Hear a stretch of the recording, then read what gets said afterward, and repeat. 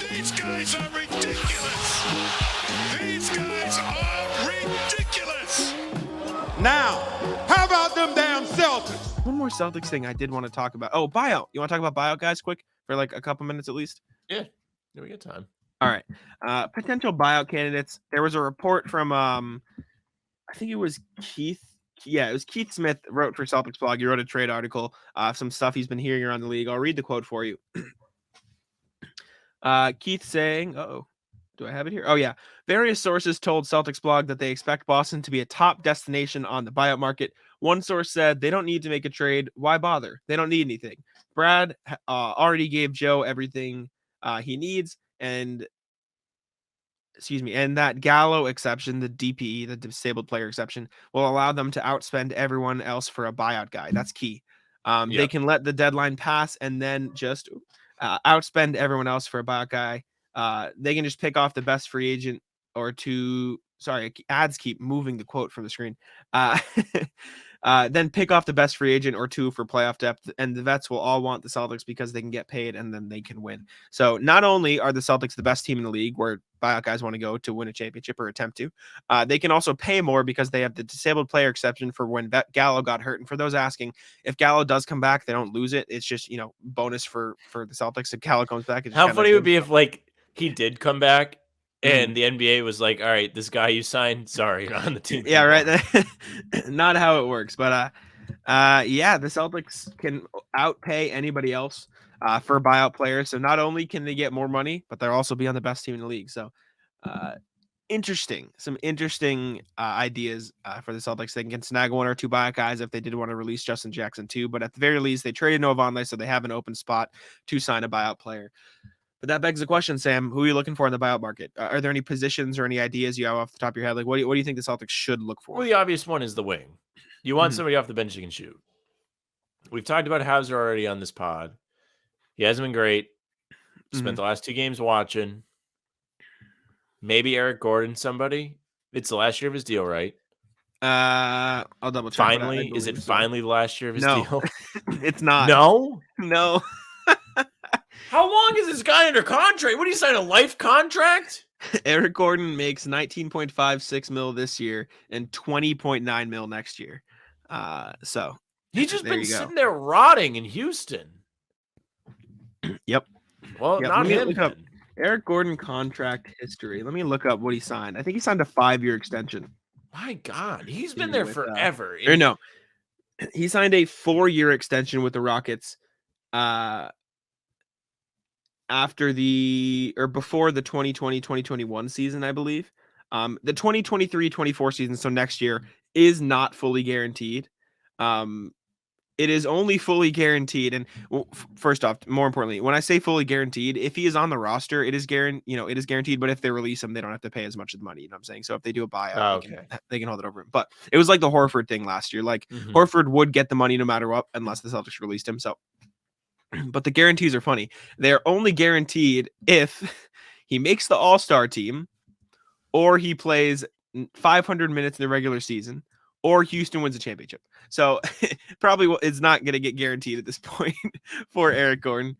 So it's looking like he will probably the buyout is still possible is what I'm saying.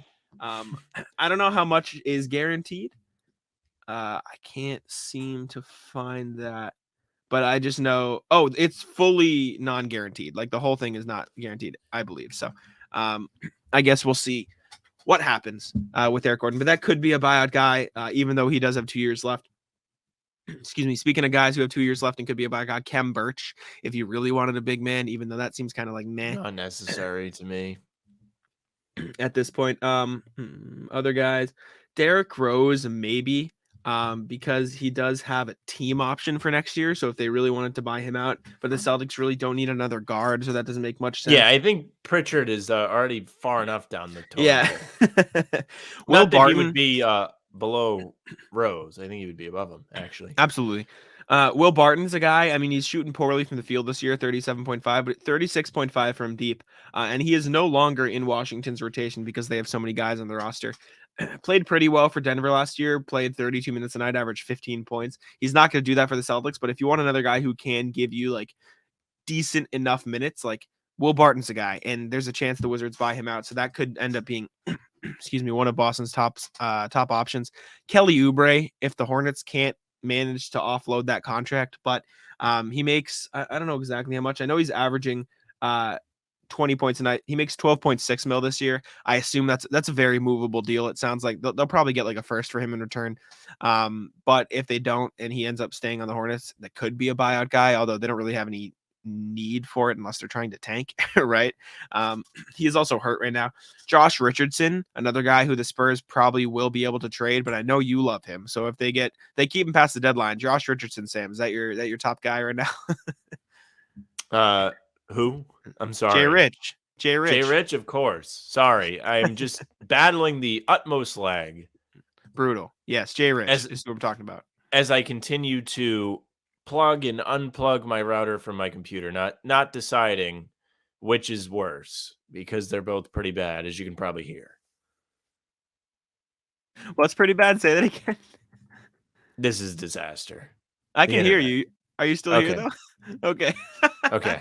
All Sam right. With the constant internet battle. Sorry, I stopped paying attention for half a second there, so I missed what you said. Disaster. Anyways, Josh Richardson would be a phenomenal addition for the Celtics as well. Other guys, like I said, Kelly Oubre. I'm just going down the list of contracts.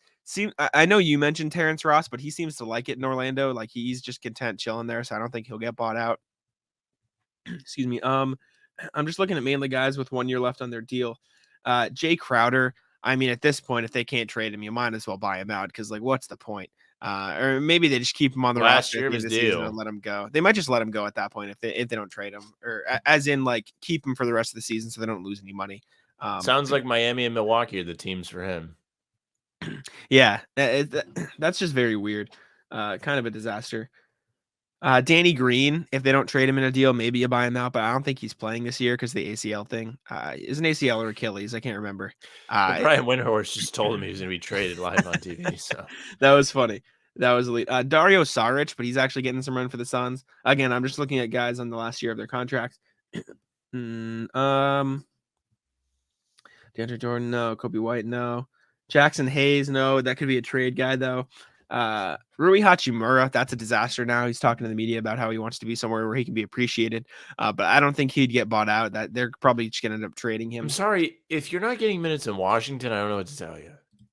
Well, he's been good. There has to be some reason he's not playing.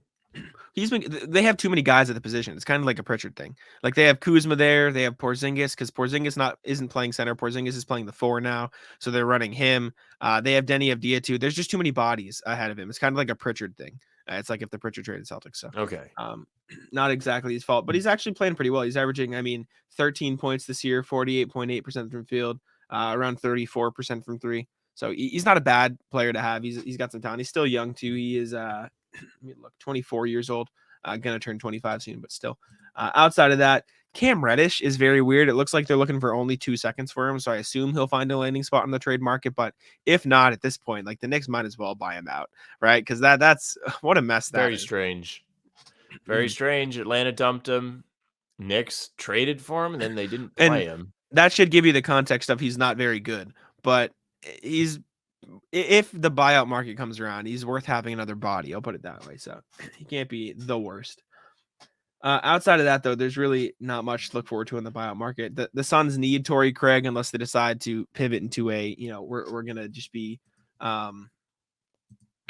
tanking situation. I don't know if he's getting consistent run for the Suns. He's playing around 20 to 30 to 35 minutes a night. So he's a consistent piece on that team. So it doesn't seem like a buyout would be probable for Torrey Craig. Outside of that, nothing really. I mean, that's a decent buyout market at the very least, but those are the guys you're going to keep an eye on. Maybe Alex Len, if you really want a third big man. Maybe the Kings buy him out, but Boban Marjanovic, if you're really looking at it. Bobby would be fun. That'd be fun, though. No, it wouldn't. It would be annoying. It'd be like Taco, and you'd have those idiots like saying, "Why doesn't this guy start?" No, I think it would be more like Blake Griffin than Taco. I think it'd just kind of be like a fun thing on the end of the bench. That's I don't know, maybe. However, you would have to deal with him being buddy with Tobias Harris on the Sixers, so maybe you wouldn't like that very much. Well, can't have Good that. point there. But yeah, the buyout market. So would your top guy be Josh Richardson if he doesn't get traded? Yeah, 1,000,000%. Proved he Mhm. could play with this group last year. He was really good with the Celtics. He was valuable enough for San Antonio to want him in a trade. He's been real good for just the fit. Like, just think about that. That's another guy off the bench that can shoot. And he plays defense and he plays hard. Why would you not want that? That is the perfect guy, in my opinion. Mhm. And him Yeah. being here before mitigates the issue of him having to get his feet wet and learn and get comfortable. Like, there's going to be less of that if you add him. Like we Mhm. talked about earlier with Pritchard, like he knows what it's like to be with the Celtics. Mhm. When he's plugged into a game, he's able to perform well because he kind of gets it. Now, Richardson's been off the team for about a year now, and he only spent a couple months here, but he still had to have some sort of understanding how these guys played. When he was here, I thought he was a bright spot, and I thought he was really someone I wanted to have around. So, And he was friends. who It seems like he knows? was friends with the guys too. So Yeah. he like has a good relationship. Although, would he be able to wear number 8? Is there anybody? Am I No, losing my mind? Gallinari technically has it, Mm, and that would bother yes, me. that would. But I don't think he'll get bought out. I think he'll probably get traded somewhere. Well, you never know. I don't know. You're not hearing much on trade talks nowadays, anyway. So you never know. And if you're the Spurs at that point, maybe you just keep him and keep running. But if you really want to make a push for the Wembanyama sweepstakes, trading him would probably be your best bet because he's pretty good. He almost won you the game against the Celtics. So Yep. there you go. The Celtics won that game, right? I'm not losing my mind. They didn't Celtics lose. won. Okay. Tic-tac-o. Come on.